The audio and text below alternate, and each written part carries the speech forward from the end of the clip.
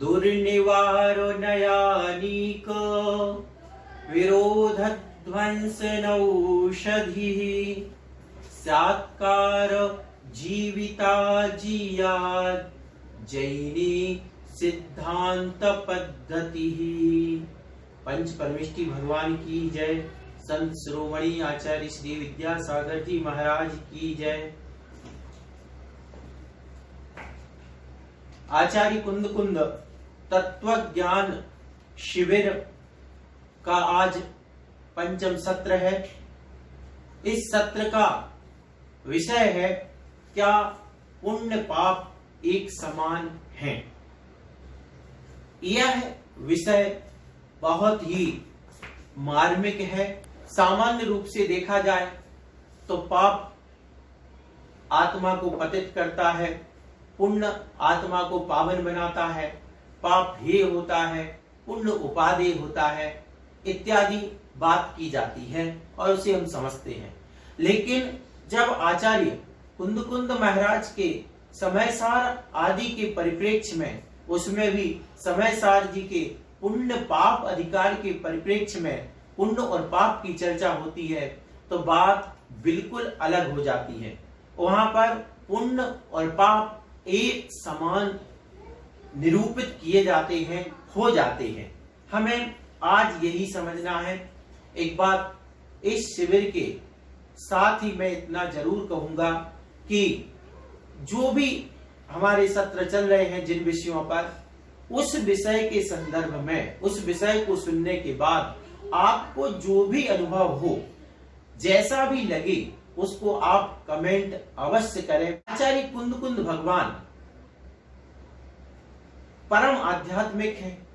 उनके ग्रंथों की जो वर्णन शैली, उसमें भी समयसार जैसे ग्रंथ की वर्णन शैली अद्भुत, अद्वितीय और एक तरीके से जिसको कहें विशिष्ट लक्षण को लिए हुए है।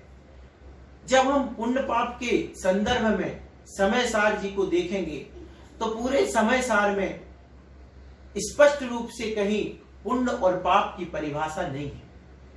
इसलिए सबसे पहले हम आचार्य कुंद भगवान के ही शब्दों में परिभाषा देखते हैं तो पुण्य और पाप की परिभाषा उन्होंने पंचास्तिकाय ग्रंथ में लिखी। पंचास्तिकाय ग्रंथ में भी कहते हैं, गाथा है 132 नंबर, सुह परिणामो पुण्यम असुहो पावम तिहवदि जीवस्य दोण्ढम पुग्गलमित्तो भावो कम्मत्तरम पत्तो। अर्थात जीव का शुभ परिणाम पुण्य कहलाता है और अशुभ परिणाम पाप। इन दोनों परिणामों से कर्मण वर्गणा रूप पुद्गल द्रव्य कर्म अवस्था को प्राप्त होता है। जो पौद्गलिक कर्म वर्गणाएं भरी पड़ी हैं, वे कर्म रूप में हमारे साथ बनती हैं। शुभ कर्म करते हैं तो पुण्य रूप वर्गणाएं बन जाती हैं, अशुभ रूप करते हैं तो पाप वर्गणाएं बनती हैं। लेकिन दोनों ही कर्म है तो आखिर पुद्गल, एक ही जाति के दोनों कर्म हैं। अब यहां से जो भी वर्णन प्रारंभ हो रहा है, इस वर्णन को बड़ी गंभीरता पूर्वक ध्यान से और अंत तक सुनकर के कोई निष्कर्ष निकालें। बीच में से किसी भी प्रकार का निष्कर्ष निकालना उचित नहीं होगा। इसलिए मेरा निवेदन होगा कि इसको पहले पूरा देखें, फिर उसके बाद निष्कर्ष निकालें। देखते हैं, दुनिया में पाप को खराब माना जाता है, पुण्य को अच्छा माना जाता है। लेकिन आचार्य कुंद भगवान कहते हैं ये तो सामान्य दृष्टि है। ये जैन दर्शन में आए हो और जैन दर्शन में भी अध्यात्म में आए हो, समयसार में आए हो, आओ अब हम तुम्हें वो तत्व बताते हैं जो अलौकिक है, जो कहीं और देखने को नहीं मिलेगा, कहीं नहीं मिलेगा। सब कहेंगे पुण्य करो पुण्य करो, लेकिन कुंद भगवान कहते हैं पुण्य और पाप एक है, एक समान है दोनों। इस जैन दर्शन को पाकर के भी और यहाँ भी अगर पुण्य और पाप जो दोनों पौद्गलिक कर्म है उनमें भेद कर दिया तो क्या ग्रहण किया फिर? तो आचार्य कुंद भगवान कहते हैं आओ मैं ऐसी अवस्था बताता हूं जहां पर पुण्य और पाप दोनों ही एक समान हो जाते हैं, एक जैसे हे हैं, कोई भी ग्रहण करने योग्य नहीं है। गाथा देखते हैं उनकी, समय सार जी की गाथा नंबर 145। वे लिखते हैं, कम्मम सुहम कुशीलम सुह कम्मम चाविजाणः सुशीलम किहितम होदि सुशीलम जम संसारम पवेसेदि। अशुभ कर्म को कुशील और शुभ कर्म को सुशील जानो, परंतु जो कर्म संसार में प्रवेश कराए वह सुशील कैसे हो सकता है। पहली पंक्ति में आचार्य भगवान कह रहे हैं, कम्मम असुहम कुशीलम, अशुभ कर्म कुशील है और शुभ कर्म सुशील है। अब कुशील और सुशील कर्म हो गए, लेकिन जो संसार में प्रवेश कराए वह सुशील कैसे हो सकता है। यानी जो शुभ कर्म से भी पौद्गलिक कर्म का बंध होता है, पौद्गलिक वर्गणाएं आती हैं, बंध होता है, और बंध है तो संसार है, और जो संसार में भरमाए वह सुशील कैसे कहा जा सकता है, अच्छा कैसे कहा जा सकता है। कितनी अच्छी बात है कि दोनों ही कर्म, चाहे वो कुशील हो चाहे सुशील हो, चाहे शुभ कर्म हो चाहे अशुभ कर्म हो, कर्म तो आखिर कर्म है। प्रकार से इसी बात को पुष्ट करने के लिए आचार्य कुंद भगवान कहते हैं, उदाहरण देते हैं। क्या उदाहरण देते हैं? सोने की बेड़ी और लोहे की बेड़ी। सोने और लोहे की बेड़ी मतलब बेड़ी यानी बांधने वाली, जो एक हथकड़ी समझ लें अपन, तो जिससे बांध दिया जाता है, ऐसा उदाहरण आचार्य कुंद भगवान यहाँ पर दे रहे हैं। सोवर्णियम पीढ़ियलम बंधदि कालाय संपिजः पुरुषम एवं बंधदि जीवो सुहम सुहम वा कदम कम्मम। सोवर्णियम पीढ़िलम, जैसे सोने की बेड़ी और लोहे की बेड़ी व्यक्ति को एक समान रूप से बांधती है, उसी प्रकार जीव द्वारा किया गया शुभ और अशुभ कर्म भी बंद कराता है। गाथा नंबर 146 समय सार जी। कितनी बड़ी बात कही है। सोने की बेड़ी से बांधा जाए व्यक्ति को, चाहे लोहे की बेड़ी से बांधा जाए, बताओ यदि कोई कहे कि ये अच्छा है, शुभ कर्म अच्छा है, तो आचार्य महाराज कहते हैं कि उदाहरण से बताते हैं कि आपको यदि कोई कहे कि हम सोने की बेड़ी में बांधते हैं या लोहे की बेड़ी में बांधते हैं, कौन सी बेड़ी में बंधना पसंद करोगे? अपन कहेंगे भैया हम तो बंधना पसंद नहीं करेंगे, बंधना तो कष्ट तो वही होना, चाहे सोने की बेड़ी हो और चाहे लोहे की बेड़ी हो। कहा जाए किसी को कि भैया हम तुम्हें पिंजरे में बंद करते हैं, लोहे के पिंजरे में बंद करें या सोने के पिंजरे में, अरे भैया पिंजरा तो पिंजरा है, चाहे लोहे का हो या सोने का हो, उसके अंदर की तड़पन तो होगी सही। यही तो आचार्य कुंद भगवान कह रहे हैं कि ये पुण्य कर्म है, ये सोने की बेड़ी के जैसा है, और ये जो पाप कर्म है लोहे की बेड़ी के जैसा है। कितना अच्छा उदाहरण दिया आचार्य कुंद भगवान ने। और दोनों क्या करा रहे हैं? दोनों एक ही जाति के हैं, दोनों पौद्गलिक कर्म है, और दोनों का काम है जीव को बांधना। पाप आएगा बांधेगा, पुण्य आएगा बांधेगा, पुद्गल कर्म वर्गणाएं बनेगी। अब बताओ, क्या आप बंधना चाहते हैं? क्या बंध चाहते हैं? बताओ, क्या बंध तत्व उपादेय है या हे है? 7 तत्वों में जीव अजीव आश्रव बंध संबंध निजरा मोक्ष, इनमें आश्रव बंध हे है या उपादेय है? हे है। जब हे है और पुण्य से भी क्या हो रहा है? शुभ कर्मों का बंध हो रहा है, पुद्गल वर्गणाएं आ रही हैं, तो फिर वह उपादेय कैसे हो सकता है? कैसे हो सकता है? क्या इससे पता चलता है कि जो शुभ कर्म को उपादेय मान रहा है, अच्छा मान रहा है, वो अज्ञानी है। क्यों? क्योंकि ज्ञानी व्यक्ति तो यही कहेगा, ना मैं सोने की बेड़ी से बंधना चाहूंगा ना लोहे की बेड़ी से। कौन बंधना चाहेगा? अरे बंधन तो बंधन है, आप अपने सामने ऑप्शन रखा जाएगा कि सोने की बेड़ी से बांधू या लोहे की, तो अपन क्या कहेंगे? भैया दोनों ही बंध तो बंद है, कुछ कर थोड़ी सकते हैं, वो सोना उपयोग के लिए थोड़ी है, उसमें तो क्या है? बंध गए हैं।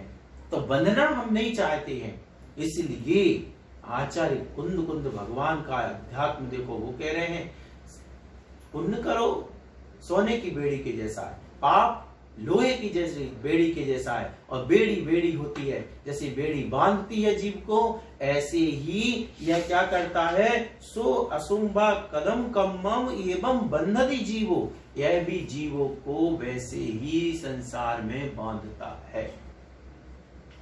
इसके बाद आचार्य कुंद कुंद भगवान अगली गाथा कहते हैं, 147वीं नंबर समय सार की गाथा, इसमें भी देख लें वो क्या कहते हैं कि शुभ कर्म में राग और अशुभ कर्म में द्वेष मत करो।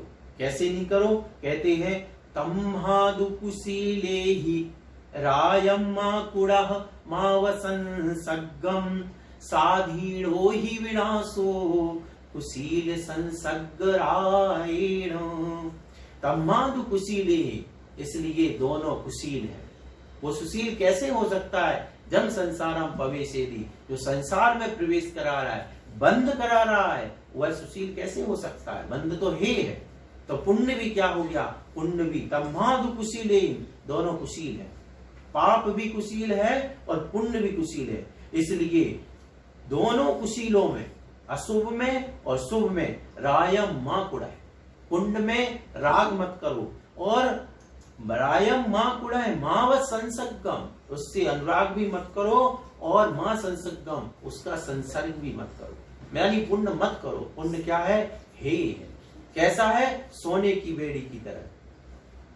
फिर स्वाधीनो ही विनाशो, क्यों, क्योंकि उससे स्वाधीनता का विनाश होता है।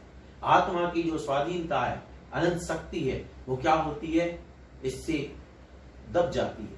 तो स्वाधीनो ही विनाशो, स्वाधीनता का विनाश होता है। कुशील संसर्ग रायण, कुशील के संसर्ग और राग करने से, कुशील संसर्ग रायण, कुशील का संसर्ग करना और राग करना कुशील से। और कुशील कौन है, शुभ कर्म भी कुशील है और अशुभ कर्म भी कुशील है।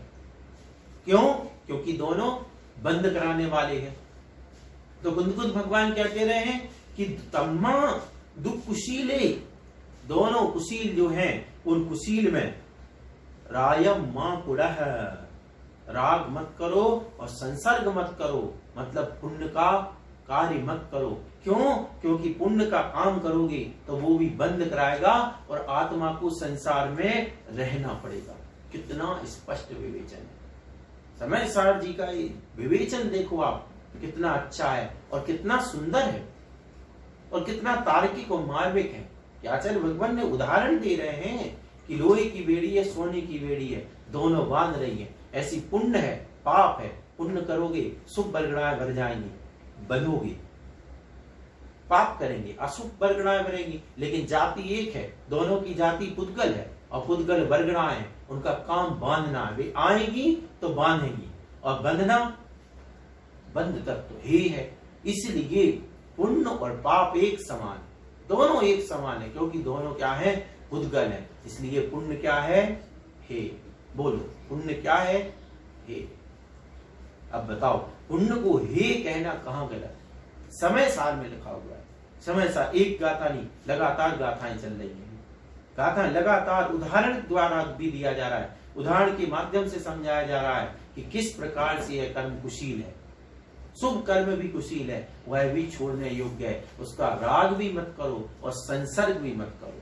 दोनों बातें, इतने ही नहीं कि पुण्य का काम मत करो, पुण्य को अच्छा भी मत मानो। कितनी बड़ी बात कह रही, रायम मां कुड़ाए, राग भी मत करो पुण्य से। ये भी मत कहो कि पुण्य अच्छा होता है, कहो भी मत और करो भी मत।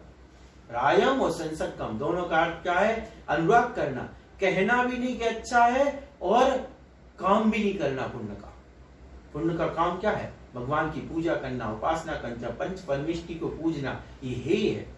क्यों, क्योंकि ये पुण्य है। पुण्य करेंगे कर्म बनेगा, कर्म बनेगा, इसलिए पंच परमेष्टि की पूजा, उनकी आराधना, ये सब है। क्यों है, क्योंकि बंद कराने वाले, और बंद कराएंगे साधी रोही विनाश हो, कुशील संसर्ग रायण, स्वाधीनता का विनाश हो जाएगा। इसलिए यह समय सार आत्मा की स्वतंत्र सत्ता दिखाने वाला है, और जब स्वतंत्र सत्ता दिखाने वाला है तो फिर यहाँ पर जो कर्म है वो एक समान, एक जाति के हैं तो एक कोटि में रखे जाएंगे, उनमें भेद नहीं किया जाएगा। इसलिए वे आगे की गाथाओं में और भी गजब की बात उन्होंने कही है क्या कहा है कि परमठम्य अठिदो जो कुणदि तवम वदम च धारेयी तम सव्वम बाल तवम बाल वदम विंति सौवन्हु। जो मुनि ज्ञान स्वरूप आत्मा में स्थित न होकर तप करते हैं और व्रत धारण करते हैं, उस सब तप और व्रत को सर्वज्ञ देव बाल तप और बाल व्रत कहते हैं। आत्मा में लीनता नहीं आ रही है, तप कर रहे हो, तपस्या उपवास कर रहे हो, व्रत कर रहे हो, ये सब बाल तप है और बाल व्रत है। बाल तप यानी अज्ञानी का तप, बाल व्रत यानी अज्ञानी द्वारा किया जाने वाला व्रत। तो ये परमात्मा में स्थित नहीं है, बाहर आकर के और व्रतों को पालन कर रहे हो, क्या होगा? कर्म बनेंगे। इसलिए बाल तप और बाल व्रत है। बाल तप और बाल व्रत कहते ही साथ ये निश्चित हो जाता है कि ये अज्ञानतापूर्ण कार्य है, अज्ञान के जनक है और अज्ञान द्वारा हो रहे। अज्ञान के कारण बाल व्रत कैसे होते हैं? अज्ञान से होते हैं। बाल तप कैसा है? अज्ञान के द्वारा किया जाने वाला है। तो क्या आप अज्ञानी हैं? अज्ञानी बनना हो तो बाल व्रत बाल तप करो, और ज्ञानी बनना है तो क्या करो? फिर इनको व्रतों को, तपस्या को, इसको उपवास आदि को छोड़ करके। इसी के बाद 153 नंबर गाथा कही, वहां पर भी यही कहा, बदड़ी वाणी धरंता शीलाणी तात तवम चकुब बनता। इस प्रकार की गाथा कि जो व्रत नियम आदि को धारण करते हैं फिर भी अज्ञानी हो रहते हैं, फिर भी अज्ञानी बने हैं। क्यों अज्ञानी बने हैं? क्योंकि वे समझ ही नहीं रहे हैं कि पुण्य और पाप दोनों एक समान है। पुण्य हो और पाप हो, कितना स्पष्ट विवेचन है। पुण्य भी पुद्गल है और पाप भी पुद्गल है, और जब दोनों पुद्गल कर्म है और दोनों आत्मा से बंधते हैं, पुद्गल वर्गणाएं आकर के कर्म रूप परिणत करके बंध कराती हैं, तो फिर उनमें भेद क्यों? फिर ये सुशील कैसे हो सकता है? सो वर्णियम पीढ़ीलम बंध अधिकाला संपि जय पुरुषम। जैसे सोने की बेड़ी बांधती है, वैसे ही लोहे की बेड़ी बांधती है। कुंद भगवान कितनी अच्छी करुणा पूर्वक कितनी अच्छी बात कह रहे हैं कि ये भव्य जीवो, इस पुण्य के चक्कर में मत फंसो। क्यों? क्योंकि तुम तो सिर्फ ये समझ रहे हो कि पाप, बस पाप छोड़ दिया। अरे पाप छोड़ने से क्या होगा? पुण्य और पाप दोनों क्या है? एक है।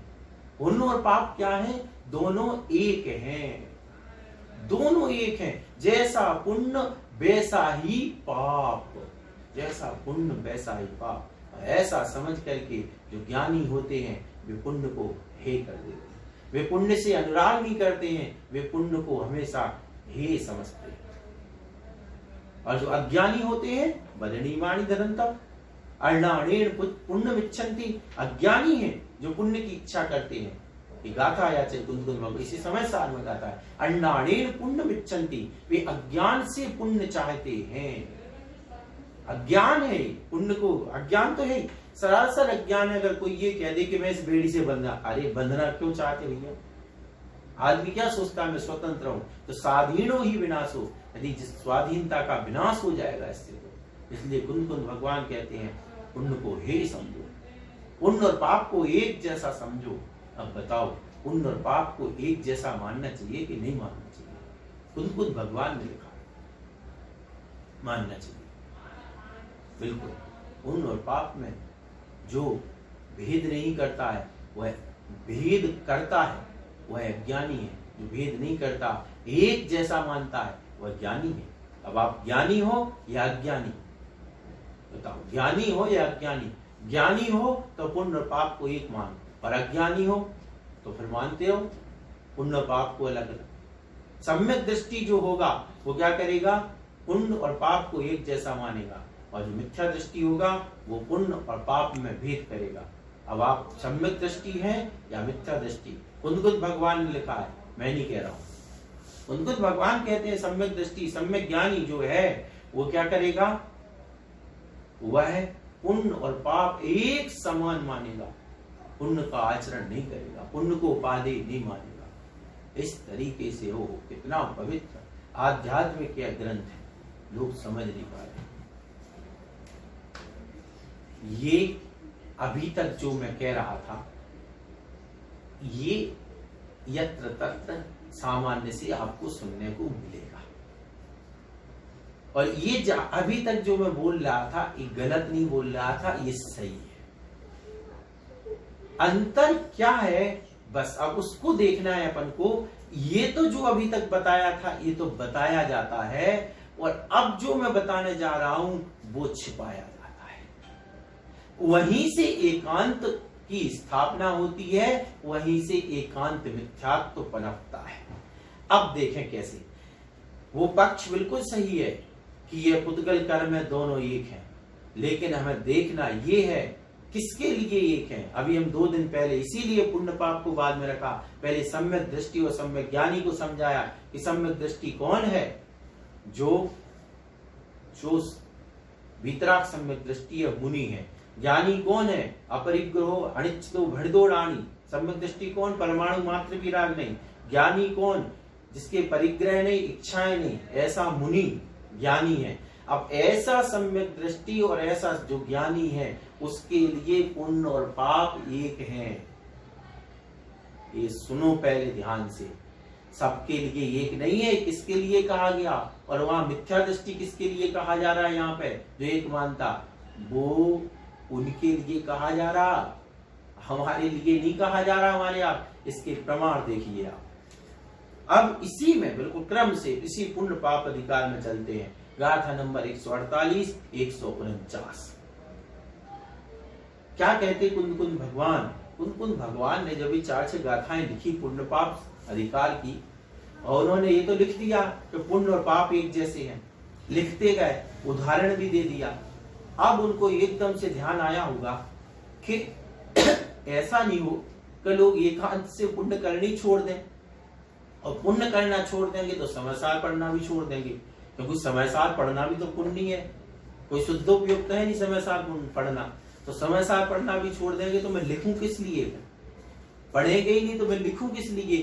तो उन्होंने तुरंत भी सचेत हो गए कि इससे तो श्रावक धर्म नाश हो जाएगा। अगर पुण्य को हे समझा जाने लगेगा तो श्रावक धर्म नष्ट हो जाएगा। श्रावक कभी प्रतिमाओं का पालन नहीं करेंगे, श्रावक पंच परमेष्टि की भक्ति नहीं करेंगे, श्रावक चौका लगाना बंद कर देंगे, साधुओं को पूजना बंद कर देंगे। क्यों? क्योंकि पुण्य और पाप तो एक जैसा है। ऐसी अगर धारणा, तो आचार्य कुंद महाराज ने तुरंत ऐसा कहने के बाद तुरंत निरूपण करते हैं कि ये बात किस पर घटित होगी। पुण्य और पाप एक समान किसके लिए होंगे। अब देखो पुण्य और पाप कौन छोड़ देते हैं, कौन छोड़ देते हैं। ये 2 गाथाएं देखते हैं। जहडाम को भी पुरिसो कुच्चिय सीलम जणं वियाणिता वज्जेदितेन समयं संसग्गं राय करणं चा एमेव कम्म पयडी सील सहावं हि कुच्चिदं नाम वज्जन्ति परिहरन्ति तत्संगम तत्संसग्गम सहावरदा वज्जन्ति परिहरन्ति तत्संसग्गम सहावरया। जिस प्रकार कोई निंदित स्वभाव वाले किसी मनुष्य को जानकर उसके साथ संगति और राग करना छोड़ देता है, उसी प्रकार स्वभाव में रत रहने वाले साधु कर्म प्रकृतियों के शील स्वभाव को निंदनीय जानकर उसके साथ राग छोड़ देते हैं और उसकी संगति का भी परिहार कर देते हैं। अब ध्यान से यहां देखना है कि कुच्छिय सीलम जड़म वियानिता, कुत्सित स्वभाव जान करके दोनों पुण्य और पाप एक जैसे हैं ऐसा जान करके वज्जंती परिहनंती उनको छोड़ देते हैं, पुण्य और पाप को छोड़ देते हैं। कौन? तन संसग्गम सहावरिया, उनका संसग कौन? सहावरिया यानी स्वभाव में रत साधु, जो स्वभाव में स्थित हो गए हैं ऐसे साधु क्या छोड़ देते हैं? पुण्य और पाप को छोड़ देते हैं, पुण्य और पाप का संसर्ग छोड़ देते हैं। अकेले इतने कहने मात्र से कि पुण्य पाप ये है, पुण्य पाप छोड़ो, पुण्य पाप आचरणीय नहीं है, उसके आगे की गाथाएं पढ़ लेना चाहिए ध्यान से। कौन छोड़ देते हैं? कौन छोड़ देते हैं? ये भी तो देखो कौन छोड़ देते हैं। तो यहाँ पर सहावरिया स्वभाव में जो स्थित साधु हैं, उनके लिए पुण्य और पाप एक जैसा है, वे एक जैसा मानते हैं और वे पुण्य और पाप को छोड़ देते हैं। उदाहरण देखो, अब प्रैक्टिकली देखो, जैसे पुण्य और पाप पुद्गल थे, हम और आपके लिए, मैं कहता हूं, मैंने आपके लिए कहा, अप्रति के लिए कहा पुण्य और पाप एक है, और पुद्गल का कह करके उसको भरमा दिया। उसको भी समझ में आ गया कि बात तो सही है कि पुद्गल ही तो है, पुण्य भी पुद्गल और पाप भी पुद्गल, दोनों एक जैसे। थोड़ा रुकिए, बाकी के जो शास्त्र है ना, ये कोई झूठ थोड़ी बोलते हैं। पुण्यम कुरुष्व मानव, भरे पड़े शास्त्र। आचार्य कुंद कुंद महाराज भी पुण्य कार्य करने की, व्रत उपवास करने की प्रेरणा देते हैं, तो वो कोई झूठ थोड़ी है। वो हमें संसार में बांधने के लिए नहीं देते हैं, उदाहरण से समझते हैं। 2000 रुपए के नोटों की गड्डी और एक कागज के टुकड़ों की गड्डी मुनिराज के सामने कोई लेकर के पहुंचा। बहुत ध्यान से, मुनिराज के सामने लेकर के कोई पहुंचा। अब वे मुनिराज, बताओ, उन्हें ये जो नोटों की गड्डी है और कागज की गड्डी है, दोनों क्या है? दोनों क्या है? दोनों ही कागज है, कागज के टुकड़े हैं, इससे ज्यादा उनके लिए कुछ भी नहीं। विशेषकर उन साधु के लिए जो साधु आत्मस्थ हैं, उन साधु के लिए क्या हो गया? ये कागज के टुकड़े। अब वही एक 2000 के नोटों की गड्डी कैसे ही समय साल के ज्ञानी अविरति के सामने चली जाए और एक कागज के टुकड़ों की, दोनों में क्या होगा? वो क्या कहेगा? नहीं, ये नोट है और ये कागज है। और साधु क्या कह रहा है? साधु कह रहा है मेरी दृष्टि में दोनों ही कागज है, दोनों ही कागज है, कागज से बढ़कर के मेरे लिए कुछ भी नहीं है। बस यही अंतर है कि साधु के लिए जैसे नोट और कागज का टुकड़ा दोनों ही कागज है, पुद्गल हैं, दोनों ही पुद्गल हैं, एक जैसे हैं, ऐसे ही उनके लिए पुण्य और पाप दोनों पुद्गल हैं। और जैसे हम और आपके लिए कागज का और नोट में अंतर है, एक जाति का कागज होते हुए भी दोनों में अंतर है, वैसे ही हम और आपके लिए पुण्य और पाप में अंतर है, पुण्य और पाप में अंतर। और दूसरा उदाहरण देता हूं, ये सामान्य प्रचलित उदाहरण है, वो देता हूं। एक व्यक्ति रास्ते से जा रहा, पैर में कांटा लग गया, कांटा लगा, उसको दर्द होने लगा, तो साथ में जो दोस्त चल रहा था, उस दोस्त ने कहा रुको एक मिनट, मैं कांटा लाता हूं। वो दोस्त घबरा गया, पहले से कांटा लगा और ये कह रहा है कांटा और लाता हूं। बोले हमें कांटा तो पहले से लग रहा, धुप हो रहा, तू मुझे मारना चाहता है क्या? बोले नहीं नहीं, कांटा लाता हूं। वो कांटा लाता है और जहां कांटा लगा उसी कांटे पे लगाने लगता है। तो वो दोस्त कहता पागल हो गया क्या? कांटे ही तो मुझे दर्द दे रहा है और तू दूसरा कांटा और लगाएगा तो क्या होगा? मेरा दर्द बढ़ाना चाहता है कि कम करना चाहता है? नहीं, दोस्त समझदार था, उसने कहा नहीं, अभी नहीं समझोगे आप। उसने जब निकाल दिया तब बाद में उसको समझ में आता है कि एक जैसे एक ही डाली के दो कांटों में भी अंतर हो गया। एक कांटा तकलीफ दे रहा था और एक कांटे ने तकलीफ हटा दी। इसी तरीके से पुण्य और पाप दोनों एक जैसे होते हुए भी, एक जाति के होते हुए भी, एक जाति के होते हुए भी कैसा हो गया? एक संसार में भटकाने का कारण था और एक संसार से पार कराने का कारण है। हाँ, संसार में है, संसार में रहते हुए वो पार कराने का कारण बन गया, और दूसरा संसार में दबाए रखने का कारण। तो दोनों में ये अंतर है, एक संसार में भटकाने का कारण है और एक पार कराने का कारण है। दोनों एक जैसे दिखते हैं। एक बहुत अच्छी लाइन लिखी आचार्य श्री ने, प्रातः को भी लाली होती, संध्या को भी लाली है, एक जगाती एक सुलाती, कितने अंतर वाली है। सुबह का सूरज और शाम का सूरज, सुबह का उगता हुआ सूरज का चित्र देखो, शाम के ढलते हुए सूरज का चित्र देखो, दोनों देखने में एक जैसे लगते हैं, लेकिन एक सूर्य जब निकलता है तो बोधनम चित्त पद्मस्थ, कमल खिल जाते हैं। और एक सूर, वही सूर जब डूब रहा होता है तो कमल मुरझा जाते हैं, बंद हो जाते हैं पाप में। कितना अंतर हो गया, एक दिखने में एक जैसे दिख रहे हैं लेकिन दोनों का फल कितना हो गया, बहुत अंतर हो गया। इसी प्रकार से आचार्य महाराज कह रहे हैं कि जो स्वभाव में स्थित हैं उनके लिए, जिनके लिए नोटों की गड्डी और कागज की टुकड़ों की गड्डी एक जैसी है, जिनके लिए रत्न और पाषाण एक जैसा है, उनके लिए पुण्य और पाप एक जैसा है। हमारे सामने कोई रत्न आ जाए, तो समुद्र पर घूमने गए और रत्न दिख जाए, क्या परिणाम होते हैं। और एक साधु के लिए क्या रत्नों के ढेर पर भी बैठ जाए तो क्या फर्क पड़ना है, उनके लिए तो सब कुछ एक समान है, कनक कंचन एक जैसा है। इसलिए ये शब्द देखिए, सहावर्या, जो स्वभाव में स्थित हैं, वज्जंती परिहरन्ति तम संसर्गम, वे उनका संसर्ग छोड़ देते हैं, उससे राग करना छोड़ देते हैं। इस शब्द को देखने की जरूरत है, इस शब्द को देखने की जरूरत है। क्या कराता है पुण्य, बहुत कुछ कराता है। कैसे कैसे कराता है देखते हैं, पहले और देखते हैं 151 नंबर की गाथा। अब क्योंकि यहाँ पर क्या कह दिया आचार्य महाराज ने कि स्वभाव में स्थित हैं, वे पुण्य और पाप का संसर्ग छोड़ देते हैं। तो अब अपन को ये समझना कि स्वभाव में स्थित कौन होते हैं। स्वभाव में स्थित क्यों? क्योंकि हम कहते हैं कि हम स्वभाव में स्थित हैं, हम स्वभाव में, तो अपने मन से नहीं चलेगा। आचार्य कुंद महाराज कह रहे हैं, क्या कह रहे हैं, स्वभाव में स्थित कौन होते हैं। परमट्ठो खलु समो शुद्धो जो केवली मुनिराणी तम मिठिदा सहावे मुनिनो पावंती ऋवाणम।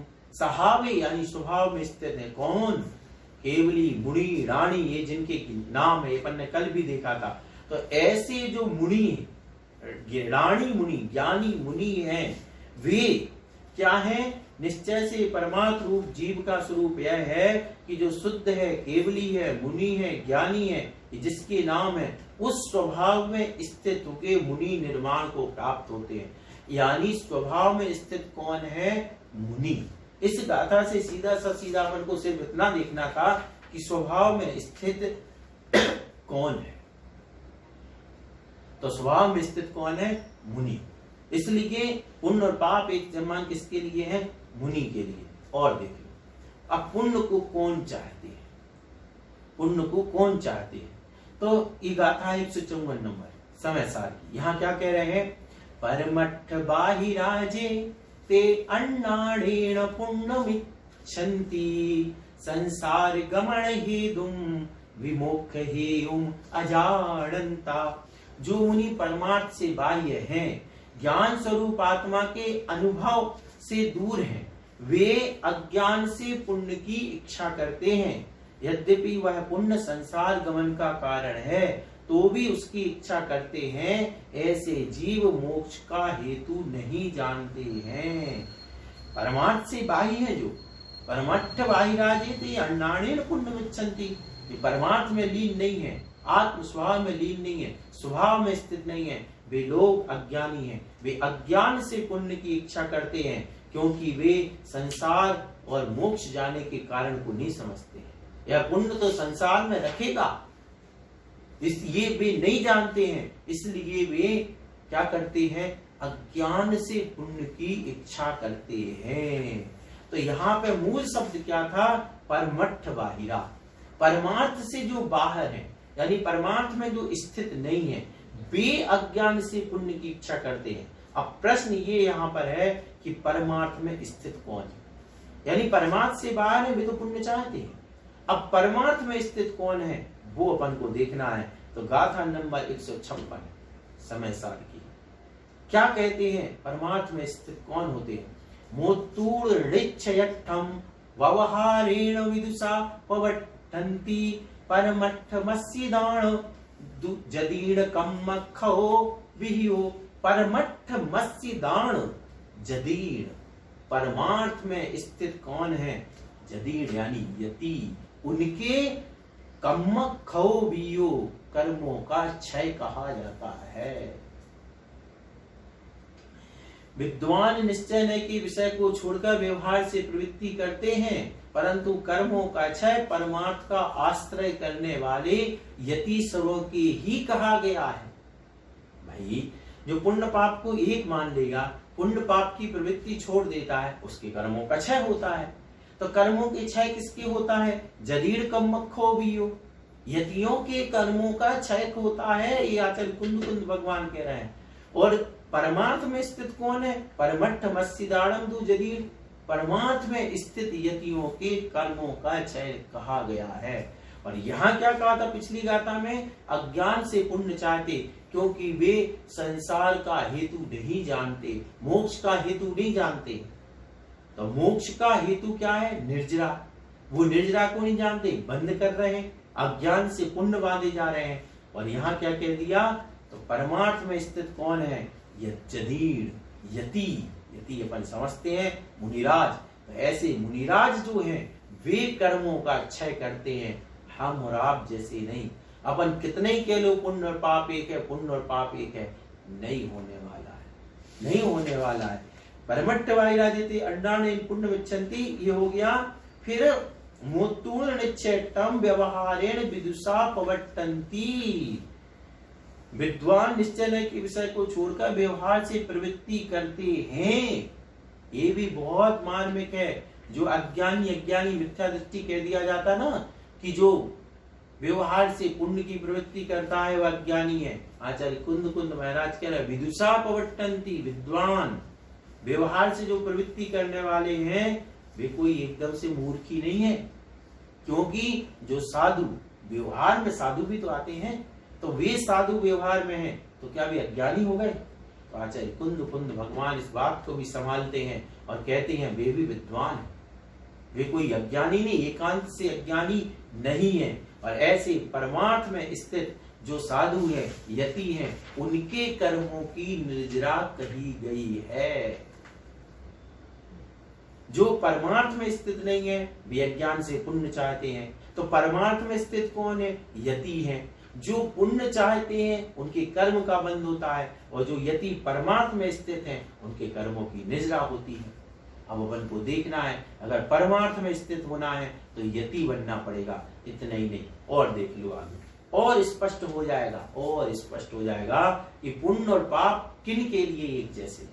पुण्य और पाप समय साल में किसके लिए कहे गए एक जैसे? ये तो बिल्कुल सही है कि कहा गया पुण्य और पाप एक जैसा, लेकिन किसके लिए कहा गया? देखो समय साल की 187 और 188 भी गाथा है। यहाँ क्या कहा जा रहा? जो जीव अपनी आत्मा को अपने द्वारा शुभ अशुभ रूप दोनों योगों से रोककर दर्शन ज्ञान में स्थित हुआ, अन्य पदार्थों से इच्छा रहित है तथा समस्त परिग्रह से रहित होता हुआ, ध्यान से, समस्त परिग्रह से रहित होता हुआ आत्मा के द्वारा आत्मा का ही ध्यान करता है, कर्म और नौकर्म का ध्यान नहीं करता, किंतु चेतना रूप होकर एकत्व भाव का चिंतन करता है, वह आत्मा शीघ्र ही कर्म रहित आत्मा को प्राप्त कर लेता है। पुण्य पाप जो येसु रंधि ऊढ़, पुण्य और पाप के योग को कौन छोड़ता है? हमें ये देखना है यहाँ पर। तो गाथा में बहुत विस्तार है, लेकिन हमें जो मुख्य चीज है यहाँ से कि पुण्य और पाप जो योग हैं उनको रंधि ऊढ़ कौन रोकता है? अपनी आत्मा के द्वारा जो सब संग मुख को अकेला नहीं कहा। देखो कुंद कुंद स्वामी ने कितनी अच्छी बात लिखी, संग मुख को कह देते तो जैसे वो चौकड़ी चलता ना कि एक चौकड़ी कसाय का आवाह हो गया सो ये हो गया, एक चौकड़ी कसाय का आवाह हो गया इसलिए चारित्र हो गया। आचार्य कुंद कुंद महाराज बहुत आगे के ज्ञानी थे, उन्होंने कहा यहाँ भी कर देंगे, एक चौकड़ी का अभाव हो गया तो हमारे परिग्रह का अभाव नहीं। वे कह रहे सब संग मुख को, पूरे परिग्रह को छोड़ो, सब तरीके के। तो ऐसे परिग्रह, पूर्ण परिग्रह से रहित है, वह क्या है? वे पुण्य और पाप योग को रोक पाते हैं, वे पुण्य और पाप को रोकने वाले हैं। और बातें क्या चलती हैं? हम और आप बात किए जा रहे हैं पुण्य और पाप एक है, पुण्य छोड़ो, पुण्य को है पुण्य को उपाधि मान, मिथ्या दृष्टि। अज्ञानी पुण्य को उपाधि मानता है, बंध को उपाधि मान लिया, तो अज्ञानी मिथ्या दृष्टि है। अरे भैया ये देखो, व्यवहारेण विदुषा पविट्रंती, ये आचार्य कुंद कुंद महाराज कह रहे हैं। मोतुल निश्चयतम, निश्चय को छोड़ करके, यानी पुण्य और पाप ऐसे हैं, एक जैसे हैं, इस बात को छोड़ करके भी विद्वान लोग व्यवहार में भी प्रवृत्ति करते हैं, यानी पुण्य का कार्य भी करते हैं। कितना स्पष्ट विवेचन है। लेकिन भगवान, ये कलिकाल है, पंचम काल है, इस समय सार का यह पुण्य पाप अधिकार फिजूल में ही बदनाम हो गया कि पुण्य पाप अधिकार पढ़ लोगे तो क्या हो जाएगा, पुण्य और पाप ही दिखने लगेंगे। अरे कैसे दिखने लगेंगे, हम भी पढ़ रहे हैं, गाथाएं आपके सामने है, इसीलिए मैं गाथा सामने दे रहा हूं, तो ये सामने देख लो क्या लिखा। सब संग मुक्को, जो सभी प्रकार के परिग्रह से रहते हैं, ऐसे जीव के लिए पुण्य और पाप ही है। ऐसा जीव पुण्य और पाप को रोक पाता है। और ऐसी अवस्था को हम अपने ऊपर घटा लें, कितना बड़ा अन्याय हो जाएगा। समय सार जी की इतनी पवित्र और उत्कृष्ट गाथाओं के साथ आचार्य कुंद कुंद भगवान के उन उत्कृष्ट आध्यात्मिक विचारों के साथ कहीं हम अन्याय तो नहीं कर रहे, कहीं छल ग्रहण तो, छल तो है ही नहीं, लेकिन हम कहीं छल से कुछ ग्रहण तो नहीं कर रहे हैं।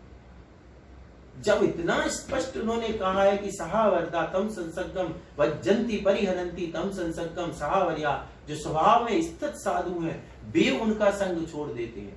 फिर हम और आप में कैसे आ गया ये कि पुण्य छोड़ो, पुण्य हे है, पुण्य किसके लिए हे है, कौन सी दशा में जाकर के पुण्य हे है, ये भी तो देखो एक बार। इसलिए क्योंकि अब सोने और लोहे की बेड़ी को भी देख लो, पुण्य और पाप सोने और लोहे की बेड़ी है, ध्यान रखना।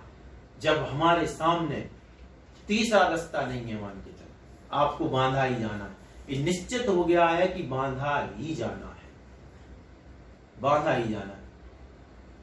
अब बिल्कुल तीसरा दिमाग बिल्कुल चलाना नहीं, विचार भी नहीं करना है। और दो ही रास्ते हैं, एक आपको सोने की बेड़ी से बांधा जाएगा या फिर लोहे की बेड़ी से।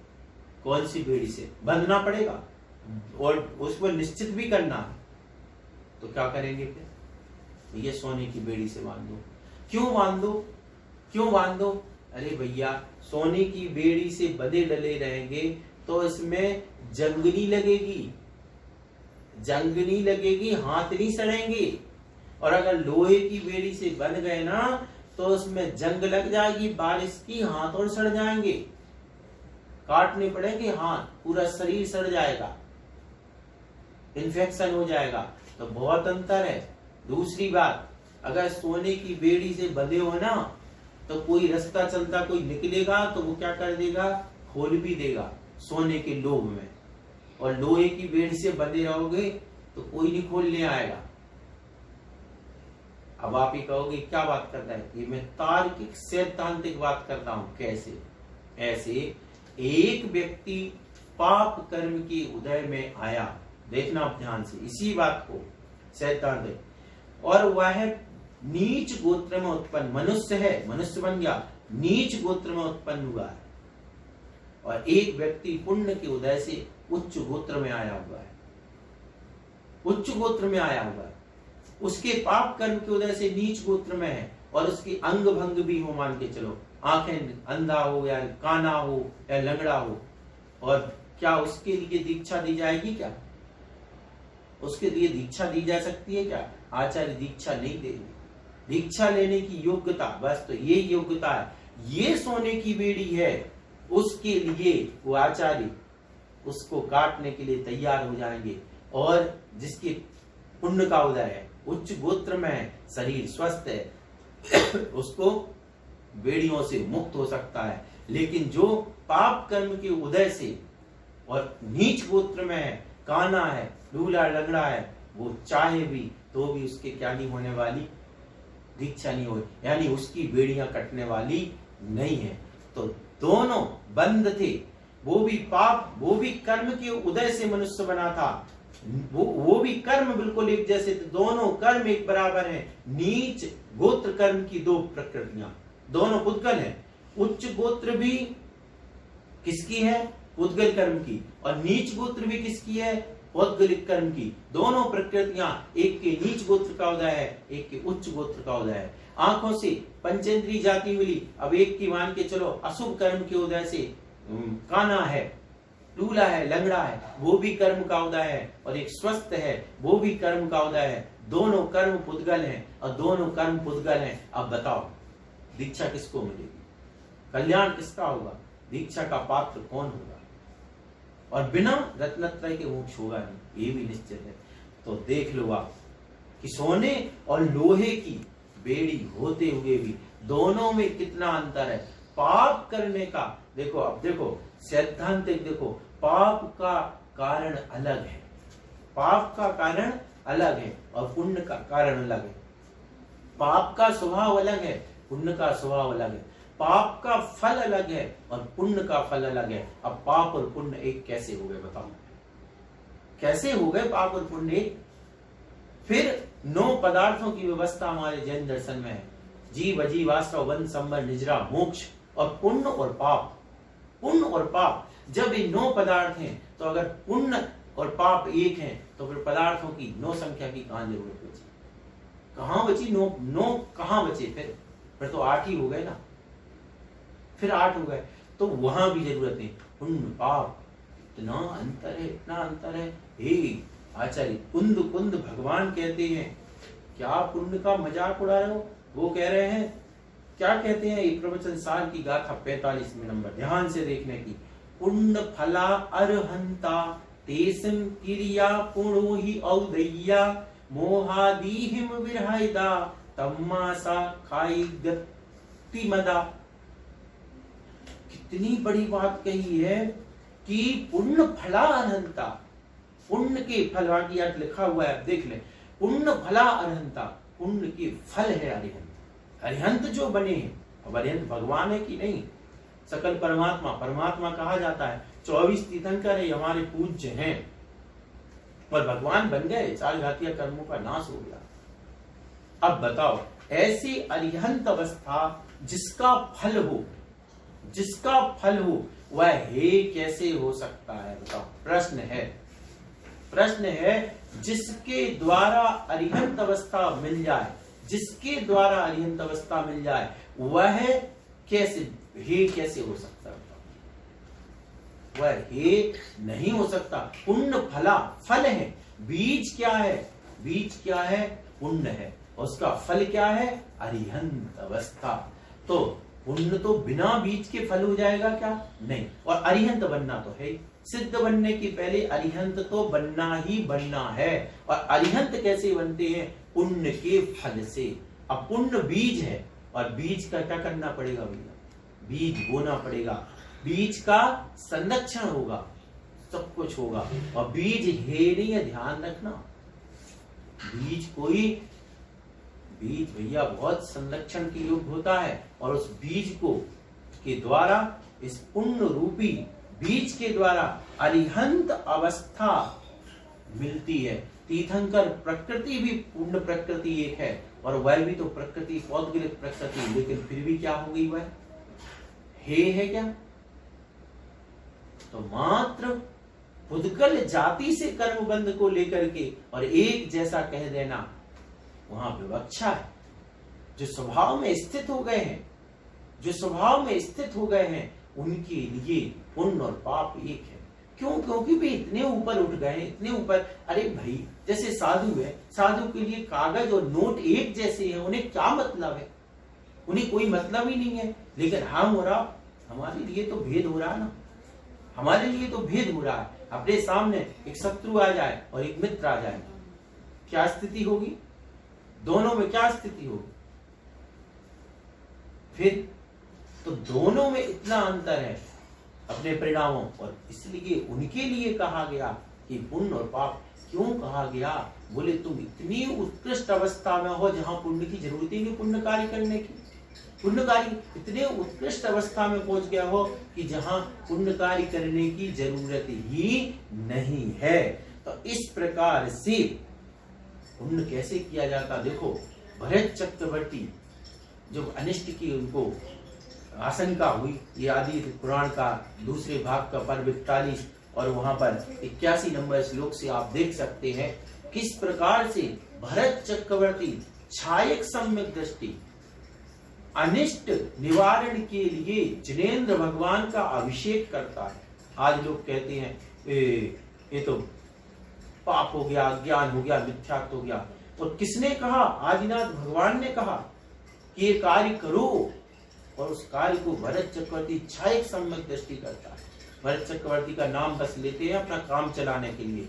भरत चक्रवर्ती का चरित्र तो पढ़ो कि वह अनिष्ट के निवारण के लिए पुण्य कार्य करता है, जिनेंद्र भगवान का अभिषेक करता है। क्या उसके सम्यक्त में कोई कमी थी? छायक सम्यक्त था।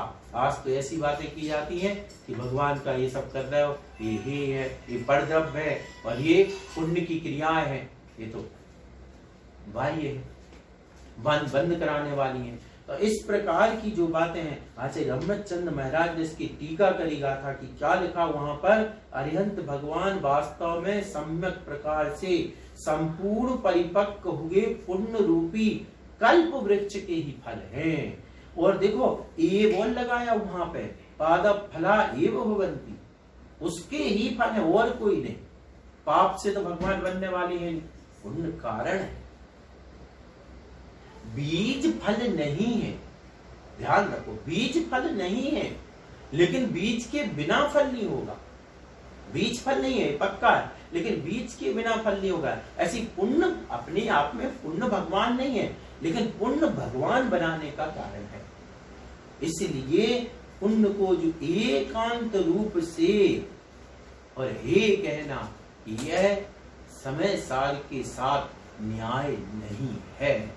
और देखते हैं पुण्य का अभाव किसके होता है। देखना पुण्य पाप का अभाव, आचार्य कुंद कुंद महाराज 143वीं नंबर गाथा 50 का है। जस्य जदा खलु पुण्यम जोगे पावम च रत्थि विरदस्य संवर्णम तस्य तदा सुहासोकदस्य कम्मस्य। समस्त परद्रव्यों का त्याग करने वाले, ध्यान से सुनना, व्रती पुरुष के जब पुण्य और पाप दोनों प्रकार के योगों का अभाव हो जाता है, तब उनके पुण्य और पाप योग के द्वारा होने वाले कर्मों का संवर हो जाता है। जस जदा खलु पुण्यम जोगे पावम च रत्ति विरदस्य, यानी व्रती के, व्रती महाव्रती, संवर्णम स्व अशोक दस्य कम्मस्य, उस समय शुभ और अशुभ कर्मों का संवर होता है। कब? जब व्रती के द्वारा पुण्य और पाप रुक जाते हैं, और व्रत के बिना नीचे, मुनि अवस्था के नीचे कहीं से भी ऐसी सिद्धि नहीं होती है।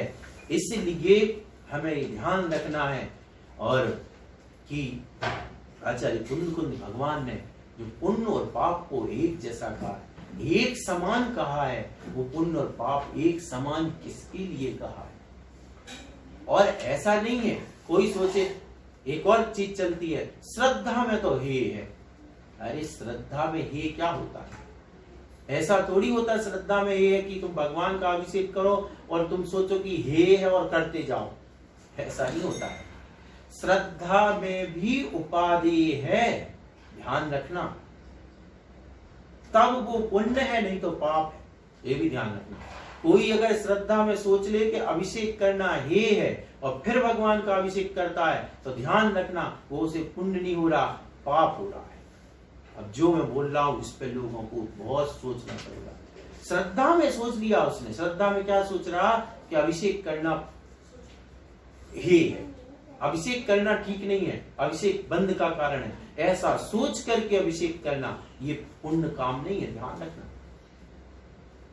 ये पुण्य कार्य नहीं है, ये प्रशस्त कार्य नहीं कहा जाएगा। ये आचार्य कुंद कुंद का प्रशस्त राग जिसे कहा है वो नहीं कहा जाएगा, ऐसा नहीं होता है। श्रद्धा में, श्रद्धा में तो हे है, श्रद्धा में हे का वहां जो दृष्टि है वो बड़ी अलौकिक है।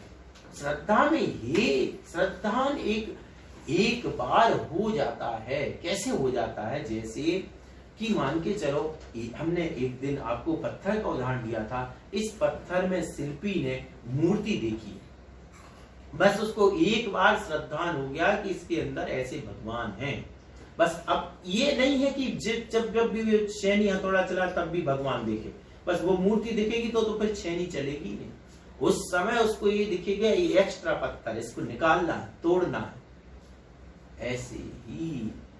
ऐसे ही जब सम्यक दृष्टिग्रस्त जब पुण्य कार्य करता है तो हे नहीं परम उपादेय मानकर अब भाग्य मेरो उदय आयु दरस प्रभु जी को लख लयो।